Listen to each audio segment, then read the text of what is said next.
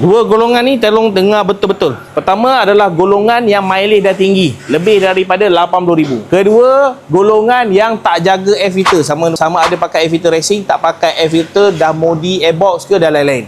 Dua golongan ni dengar betul-betul. Bila korang punya mileage dah tinggi dan korang tak jaga airbox ataupun air filter dengan betul, korang ada masalah compression, iaitu loss power. Confirm. Loss power ni satu benda yang korang kena titik beratkan, iaitu valve korang bocor. Cara korang nak solusikan adalah grembal. Kenapa aku cakap macam tu? Tak jaga air filter, angin kotor banyak masuk, akan melekat masuk dekat intake. Bila dah masuk dekat intake, dia akan lalu dekat valve. Valve makin lama makin kotor, makin ada banyak kerak-kerak karbon.